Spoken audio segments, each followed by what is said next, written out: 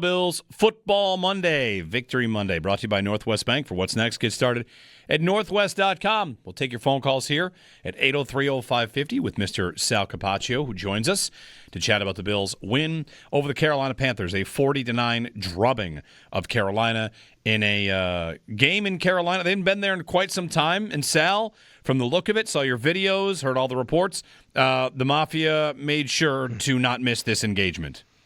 No doubt, guys. Good morning. We all know Bills Mafia travels incredibly well, but you're also talking about a place where there are just a lot of transplants, a lot of people, former Western New Yorkers, people who live down in the Carolina area now or just in the general Southeast. I know people from Florida and Georgia, who drove to the game. And we were estimating before the game, you might see half the stadium Bills fans. I'm not kidding. It might have been more. I think it might have been 60% Bills fans inside that stadium. It was incredible. It was a home game. When it was a third down and long, the crowd was incredibly loud and trying to make it tough on Carolina. So, a lot of Bills fans were in Atlanta, and of course that didn't go the Bills' way, and it was pretty early on where the Bills were down. This one, early on, the Bills were up. A lot of stuff for the crowd to cheer about. So it was a good weekend, for Buffalo Bills fans. Lots of Buffalo-themed parties down there.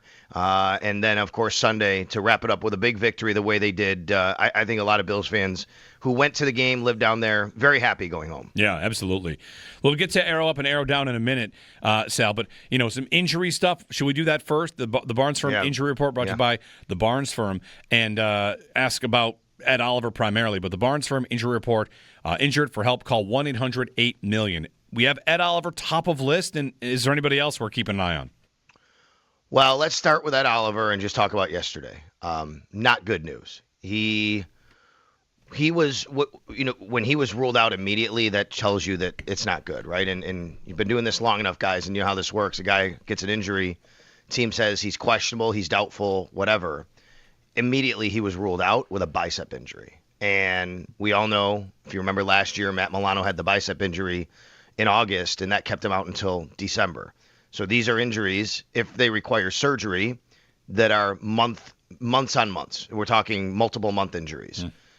So that's not encouraging. Now, that said, we don't know if that's the case yet. We'll hear from Sean McDermott later today. He'll give more of an update. But it's just not promising. It's not good. Ed even tweeted, posted something on his own Instagram, I believe, something that said something to the effect of football and me are like water and oil right now. He's obviously, disappointed as well and whatever, he's been told. But that being said, we'll wait for the official word, but it doesn't look good, and it's another defensive tackle. It's an area they've already been thin this year. They're dealing with injuries. They've been really hurt against the run, and Ed was playing great yesterday again. That's the thing. He's been so good. He's been dominant and already had to sack, 2 tackles for loss, and you take him out now, and now you're going to have to piece together a defensive tackle group for probably the remainder of the season, if not close to it, without Ed Oliver, and that's not good. Now, other injuries on the team during the game, nothing. But Matt Milano did not play again. He was inactive for the game. And then Terrell Bernard was Terrell Bernard was active for the game but did not play at all. We were told right before the game that he would be available on an emergency basis. And basically the reason was, and Sean said this as well in the post-game presser, basically because Matt Milano was out and they want to get him healthy, you're kind of getting thin at linebacker. You didn't want to risk both him and Bernard. And Bernard was close, but they didn't really want to push it too much. So he was available on an emergency basis. The Bills actually started this game with Shaq Thompson at middle linebacker, where he played pretty much the whole game, Dorian Williams at strong side, and Joe Andreessen at will. And then when they went to 2 linebackers, they moved. It was Dorian Williams at will. So basically, it was Shaq Thompson and Dorian Williams, and then Joe Andreessen came in as a third linebacker, and I think they moved him. I think he played will when he came in, and they moved Dorian to strong side as the third, actually. So that was your linebacker group all day, basically, because of the injuries to the other guys. So we'll be monitoring Milano and Bernard all the rest of this week now. Yeah, there was a lot of shuffling, right, Sal, on defense, guys in different positions, linebacker, corner maybe was it not that surprising that we had a bit of a rotation. Safety seemed like a surprise, though, right? Because I can't remember in 8 years where they've ever had a game where they were rotating safeties in and out, except maybe a little bit when it was Rapp and Poyer. But usually that was when they would both be on the field because one of them would go down into the box. This was, Sal, I think yesterday, just, a straight rotation between Poyer and Hancock? I don't know if it was a straight rotation, Joe. I think it was more of not an it was even rotation, but like no. I think it was situational. based on down and distance, Right, and that's what I mean. situationally. Yep. Yeah. You know, well, to me, a rotation is this is your turn. You know what I mean? Right, Like yeah. I don't like every other series. Max Harrison was in a rotation. It seemed like, right? I think this was situationally is when they did it. They put him in. They put Jordan Hancock in situationally. I mean, and I agree with you. Like I didn't expect Jordan Hancock to get in right away, and we can talk about Max Harrison like this as well, by the way, guys. But like the first series, the Bills stop 2 plays. They get to 3rd and long, and here comes Jordan Hancock.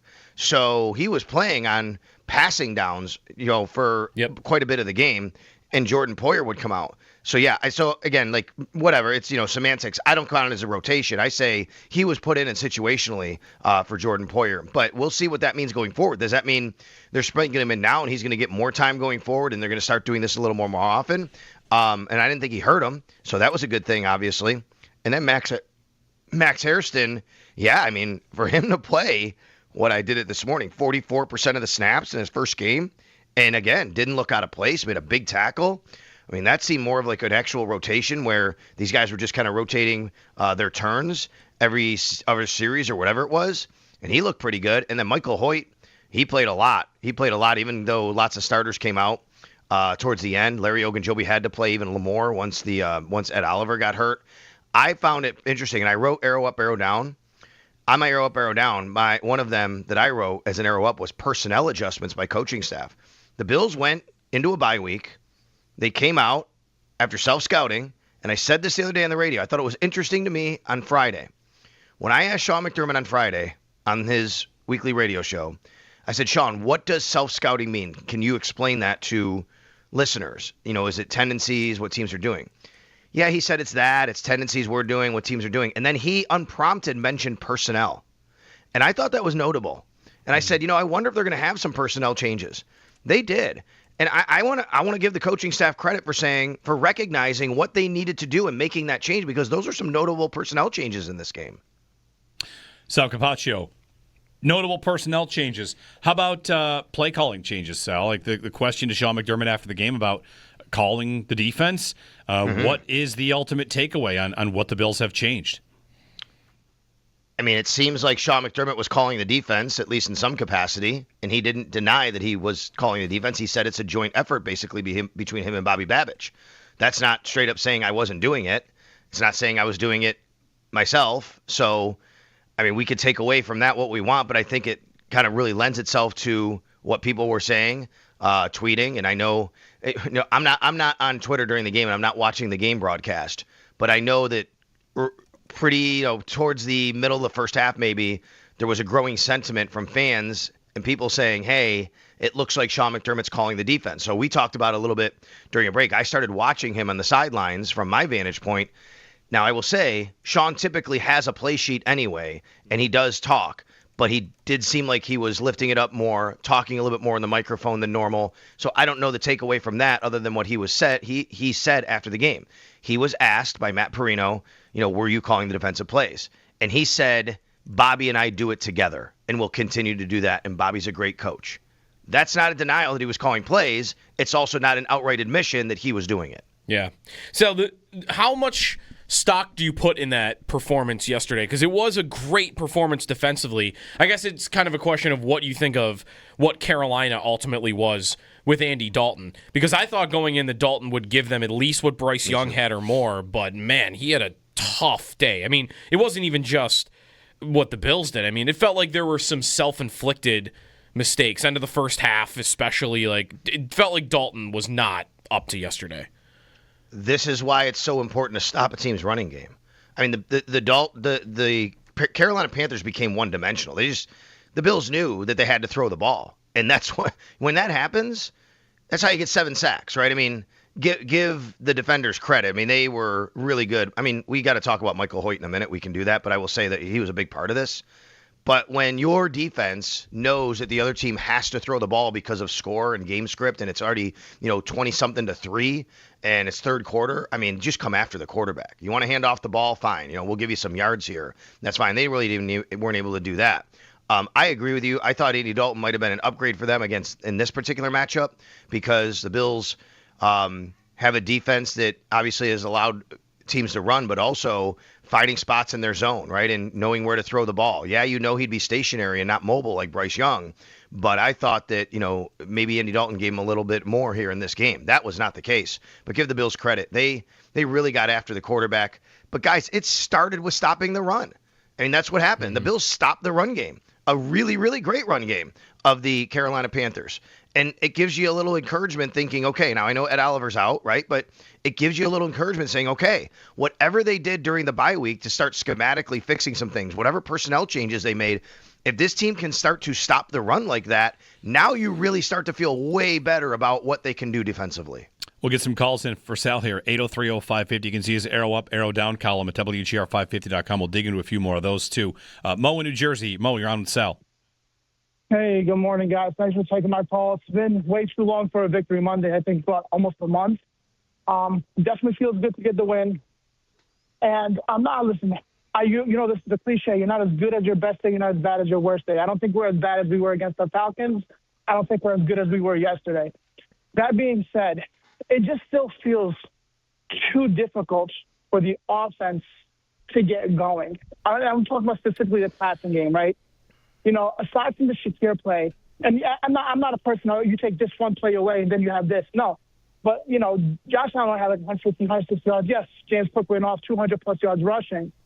But to me, it just felt like getting the ball down the field, and I know it's a sticking talking point. We just talk about it week after week. It's difficult. And I know trading for a wide receiver at the deadline typically has not worked for us. But something's got to give here, because the only play that I can really remember where he pushed the ball downfield, I think, was a pass to Elijah Moore, and it was ruled incomplete. And beyond that, all of our passes are within 5 yards of the line of scrimmage. And if Shakir doesn't break a couple of tackles, what are we doing here? It's the offense, just the passing game specifically, it's really tough. And then real quick, it's completely unrelated to anything Buffalo Bills related. I do live in New Jersey. Rest in peace to Nick Mangold. That guy, we went up against him for so many years. It's absolutely horrible. I feel so bad for him and his family. As much as I hate the Jets, I'm glad they got the win. But thanks a lot, guys. Go Buffalo. Thanks, Mo. Yeah, terrible news on the passing of Nick Mangold, Jets legend, over the weekend. Sal, to Mo's other point about the passing game, the downfield passing game, there's no doubt, they didn't necessarily need it in this game, and anybody saying they might need it in the future is probably right.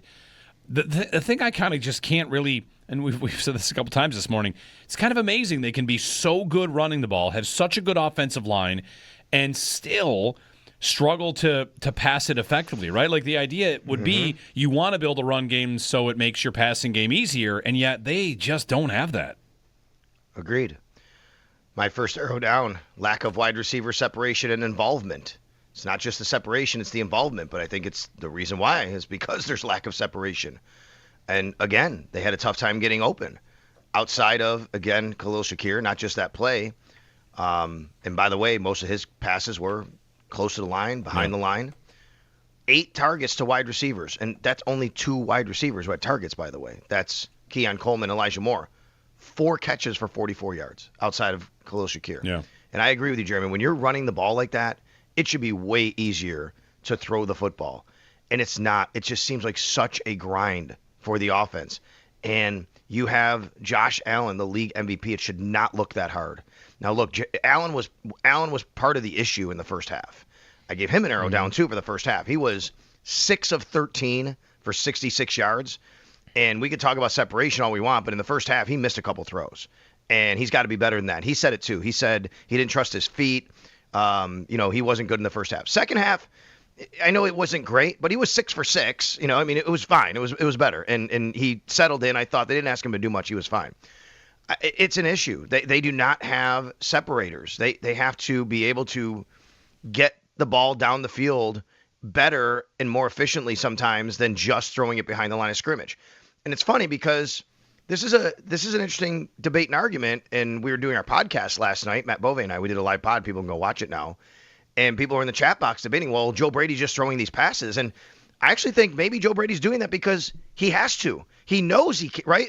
He's saying, if I can't throw the ball 10 to 12 to 15 yards down the field, I need to throw the ball here. That's the way. And then maybe we'll break a tackle. And guess what? Khalil Shakir did break a tackle.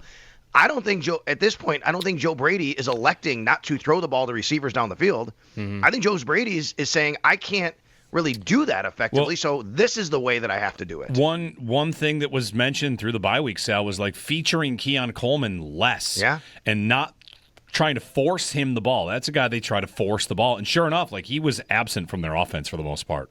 Yeah, he had a few targets, and there was one sequence where I couldn't tell if it was him or Kincaid. I thought it was actually intended for Kincaid. Again, maybe a miscommunication by Josh, but Kincaid was maybe about 10 yards down. Coleman was maybe 20 yards downfield, and the ball went 15 right between them, right? And you couldn't tell who it was thrown to. I thought it might have been thrown to Kincaid, but could have been Coleman.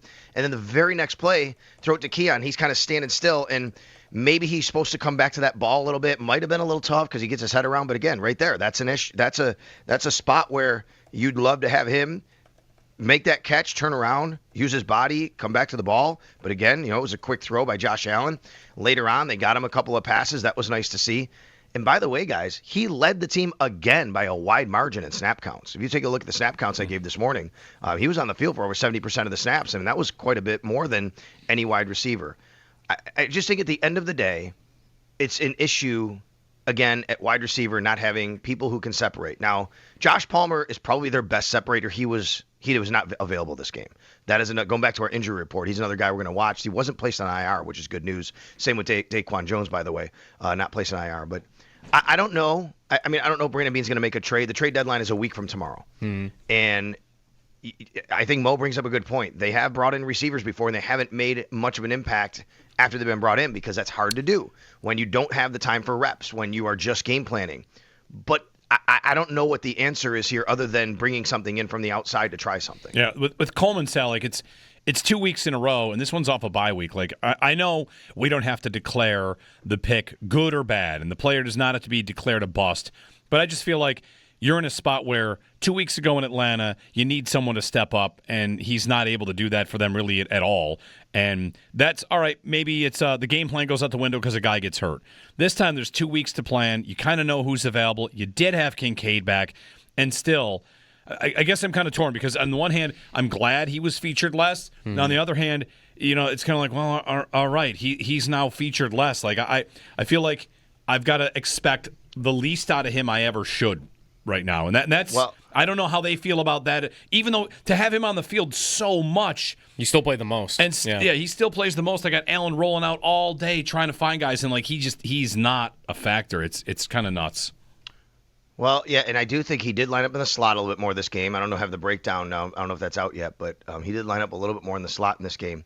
And it's not even like, word feature is interesting, right? Like, I think what you said earlier about forcing, like, you don't want to do that. You don't want to force it to anybody. I mean, I think that was kind of how things went south late in, Stephon Diggs' tenure in Buffalo, forcing it to him and feeling like you had to get him the ball. But I don't think, no matter who it is, you want to force the ball to somebody. But you also, like, when it comes time to like featuring and saying like highlighting this guy or whatever, I just think that if you're on the field and you're a wide receiver, like your job's to get open. Yeah, it doesn't matter, right? And then it's the quarterback's job to find the open guy. And there are times where Josh Allen misses people. There's times where Josh Allen doesn't see people.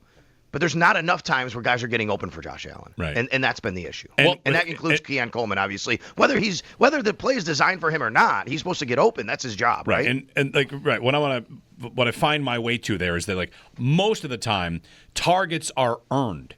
And he had been getting targets that he wasn't really earning. And I don't know once they actually get to targets being earned how many he's going to earn because he just does not. He does not get open for them. No, the guy Sal that still does that. Yesterday it was only one catch, but I think their deepest pass by air yards at least was the Kincaid play on 3rd and 10. But he's in a spot right now where like he didn't play much yesterday, right? Because they're managing. We didn't get to him on the injury report, but I mean it feels like they're at least managing whatever he's dealing with right now. Yeah. Do you have the? I just tweeted out the breakdown here. It was 14 snaps total, so 22%. Oh wow. Yeah. I didn't realize it was that low. I didn't take a look at that part of it. Yeah, and that's part. I mean, look, they did lean in a little bit more to 3 tight ends. Jackson Hawes was on the field a little bit. You can see from there. Let me just take a look here. We had Dawson Knox at 27 snaps. Jackson Hawes led all tight ends at 35, by the way. Wow. So they did play. And they were taking guys out, and they were up, and that's good. I agree with you. That seems like when Kincaid and Palmer are both available, I just think it really does help the offense. But it's also it's still a little too tough overall, even with those guys. They need something. I don't know, but it's been an issue. It's been a grind. The point you made originally is great, is right though, which is, holy cow, they're so good at running the ball. The passing game still seems like it struggles. Say, we went this whole time, didn't mention James Cook. Yeah. I mean, who might win AFC Offensive Player of the Week? Sal, did you see the he's incredible. You see the yards over expectation for him? 121 yards over expectation.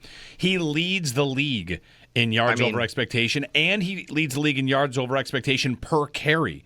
So, like, he's right now got a number higher than Derrick Henry had last year. He's almost a half yard above anybody else. That includes Jonathan Taylor. He is having a tremendous season. He is unbelievable. He really is. When you watch him play, like his vision, his contact balance, he has it all. And I'll raise my hand now. I was never against re-signing him, but I'm like, how much do you really want to pay the guy, right? Like, he's a running back. And we've kind of been taught over the years that you don't want to invest a lot in that position. No, with this guy, I'm glad now. Because, I mean, without him, I don't know where the running game is, but I'm just telling you, he is special. He is really, really good. And what a fantastic performance. In case people don't know, maybe you guys have talked about it, he had the 6th highest rushing total in a game in Buffalo Bills franchise history. He had the highest rushing total in a game since 1976. Wow. And the only 2 guys ahead of him in that department are O.J. Simpson and Cookie Gilchrist. Yeah. I mean, that was phenomenal what he did yesterday. Yeah, and he leads by the way, against a really good Panthers front. Give the offensive line credit. Well, Derek Brown, that interior, they were like top 10 in the league at stopping the run going into the game. Cook had 141 yards before contact. There's your stat for the offensive line. And the script, like, they called that same pitch out play 100 times, and, like, man, Carolina had no answer. That's right. And I'm glad you said that, because that was another thing I got on the pod last night. All they did was run toss sweep. Yeah, because it was great for them. Like, why would you not run toss sweep? It reminded me. I've never seen that many toss sweeps run. I asked Deion Dawkins about it. I said, Deion, I've never seen that many toss sweeps run in a game. And he just smiled. He's like, well, that's, we had a plan and it was working. And that's what you do when you're just running off chunks and chunks. You keep doing it. Yeah. Sal Capaccio. You can read Arrow Up, Arrow Down at WGR550.com. He's got the Northtown Automotive Extra Point Show coming up at 10 o'clock as well, part of Buffalo Bills Football Monday. And Sal will watch the Chiefs tonight, and then it's Chiefs week. It is. The Chiefs, they're a little banged up in the offensive line. Trey Smith now is doubtful with back spasms. They're already without Josh Simmons. But on the other end, even though McLaurin's coming back, Marcus Mariota starts for the Commanders. So I'm interested to watch the Chiefs tonight, and then they'll be coming off a short week. Yep. And have to come to Buffalo. So, the Bills need to get a little bit healthier here. They're going to miss Ed Oliver. We'll find out a little more today, though. Sean McDermott will speak a little bit later today, this afternoon. We'll get a little bit more clarity on Ed Oliver, and you're right. Big game to watch tonight with the Kansas City Chiefs. Thanks, Sal.